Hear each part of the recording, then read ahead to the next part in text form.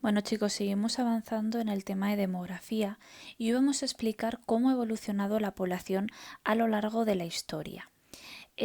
Por lo tanto, nos vamos a la página 60, una página que, por cierto, vamos a explicar en dos sesiones. Hoy veremos los dos primeros apartados y el próximo día el último. También vamos a acompañar la explicación del tema con este gráfico que aparece en la página 61 y que yo creo que nos va a servir para visualizar un poquito mejor la información. Bueno, ya vimos el otro día que nuestro país puede crecer en población si hay más nacimientos que defunciones o por el contrario puede decrecer, es decir, la población puede disminuir en caso de que haya más muertes que nacimientos. A todo esto se le llama crecimiento natural y podía ser positivo cuando existía evidentemente ese crecimiento o podía ser negativo en el caso de hablar de decrecimiento. Bueno, pues a lo largo de la historia de España la población ha evolucionado de forma muy distinta. En general podemos distinguir tres grandes periodos o tres etapas que se conocen como regímenes demográficos, a lo largo de los cuales pues la natalidad, la mortalidad y el crecimiento presentan rasgos homogéneos. El primero que vamos a ver es el régimen demográfico antiguo. Es básicamente el comportamiento de la población española hasta principios del siglo XX. En este periodo las tasas de natalidad y las de mortalidad se mantuvieron muy altas. Es decir, nace mucha gente, pero es que también muere mucha gente. Esto se refleja en el gráfico. Para entenderlo, para interpretarlo, la línea azul hace referencia a la natalidad, la línea roja hace referencia a la mortalidad y la línea verde al crecimiento. Bueno, nos vamos a la natalidad. Las tasas se mantuvieron por encima del 35 por mil. Cifras que ya sabéis que significan que por cada 1000 habitantes pues se registraban 35 o más nacimientos. Son cifras muy altas, ¿vale? Mirad, en el año 1850 ya hay recuentos de población que se podían considerar fiables. Y en esa época ya se dice que la media de hijos por mujer se situaba en 5, con lo cual eso quiere decir que la foto familiar habitual en España en esa época era esta. Familias bastante numerosas y ¿por qué? O sea, ¿por qué había tantos nacimientos? El libro lo explica perfectamente. La primera razón es por la falta de métodos anticonceptivos eficaces. Luego también la realidad era muy distinta a la de ahora. Y esto también lo comentamos en las sesiones anteriores. Era un mundo donde prácticamente todos trabajaban en el campo. Entonces los hijos se consideraban una inversión, mano de obra. No eran muy caros de mantener y además desde muy jóvenes podían empezar a trabajar ayudando en las labores agrícolas. Luego también podían cuidar de los padres cuando estos se hacían ancianos. En el caso de la mortalidad, las tasas se mantuvieron también elevadas, por encima, como veis aquí, del 30 por mil. Incluso hay momentos que por encima del 35. Aquí tenéis una imagen bastante tétrica del libro donde lo refleja. Sin embargo, como veis aquí, lo normal es que esa línea roja de muertes esté por debajo de la tasa de natalidad.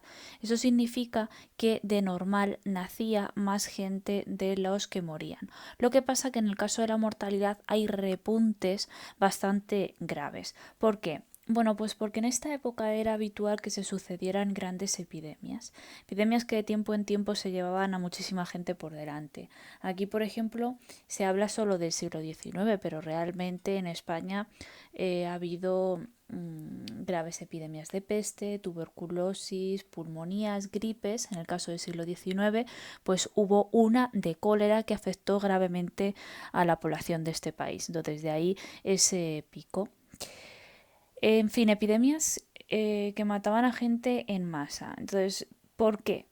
Fundamentalmente dos cosas. Primero porque la población era una población que estaba desnutrida, comían mal y vivían en condiciones que para nosotros hoy serían casi de extrema pobreza. Entonces las defensas de la población eran muy bajas. Y luego la otra explicación se encuentra también en el libro. Las medidas higiénicas y sanitarias eran muy deficientes. La mayor parte de este periodo ni hablar de alcantarillado, ni hablar de preocupación por recogida de desechos, o no había un fácil acceso a agua potable. El cólera, por ejemplo, es una enfermedad que se produce por la ingesta de alimentos que tienen la bacteria o muchas veces por la ingesta de agua en mal estado o agua no potable. En la epidemia, por ejemplo, del 85 afectó muchísimo a la ciudad de Zaragoza y allí la gente bebía directamente del agua del río Ebro. Bueno, el caso es que sí, nacía mucha gente, pero es que también había periodos donde las epidemias provocaban muchísimas muertes. Entonces la población sí que es cierto que crecía, pero lo hacía muy, muy, muy lentamente. Todo lo que está por encima de cero es crecimiento positivo, evidentemente. Entonces, como veis aquí, había crecimiento, pero luego había epidemia grande y había un descenso de ese crecimiento. Por ejemplo, en el año 85 realmente la población no crece porque aunque la línea azul, es decir, la natalidad era muy elevada, las muertes fueron tan grandes que la población no creció. ¿Vale?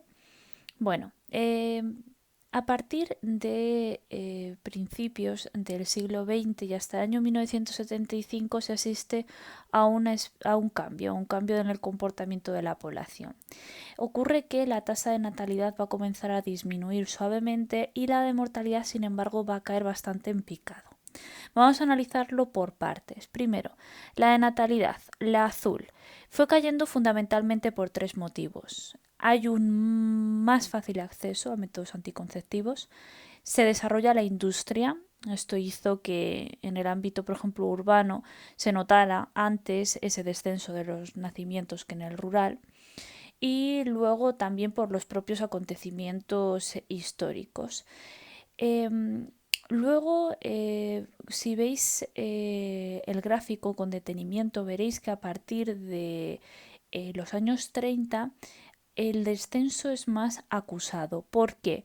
Bueno, en el año 29 hay una crisis económica que va a tener sus repercusiones en España, de ahí que caiga un poco, pero la mayor caída la tenemos del año 36 al 39 con respecto a la Guerra Civil Española. Las mujeres en casa y la mayor parte de hombres en la guerra pues hacen imposible crear descendencia. Luego veis que la natalidad subió después de esa caída, pero ya lo hace de manera muy, muy, muy leve. Bueno, ¿y por qué? Aquí tenéis la explicación. Estamos hablando de una economía todavía de posguerra. Llamativo sería este pequeño repunte. Es el conocido como baby boom. Tras el fin de la Segunda Guerra Mundial, se asistió a una paz y a una tranquilidad europea que se dejó sentir no solo en España, evidentemente, sino en la mayor parte de Europa. Entonces, eso se reflejó con un incremento notable en el número de nacimientos. En cualquier caso, como podéis ver aquí, nunca se llegaron a conseguir los niveles de periodos anteriores. Con respecto a la tasa de mortalidad, es un periodo en el que por lo general se puede hablar de una disminución y además una disminución bastante violenta. Lo que pasa que hay dos repuntes que deberíamos comentar y que el libro nos cita. En cualquier caso, en líneas generales, ¿por qué desciende? Las mejoras en el nivel de vida, se mejora la dieta, pero luego a todos los niveles, se mejora a nivel educativo, se mejora a nivel cultural y por supuesto se mejora a nivel médico y a nivel sanitario. Hablamos de vacunas, hablamos del poder acceder a los antibióticos, también se comenzaron a atender, por ejemplo, los partos en clínicas, con lo cual disminuyó la mortalidad también de las mujeres, se extiende la sanidad pública y bueno, a diferencia del periodo anterior es que ya se puede hablar de que se generaliza la instalación de redes de alcantarillado y bueno, de todo un cambio de mentalidad en lo relativo a la higiene. Pero como digo, habría dos repuntes de muertes que habría que comentar.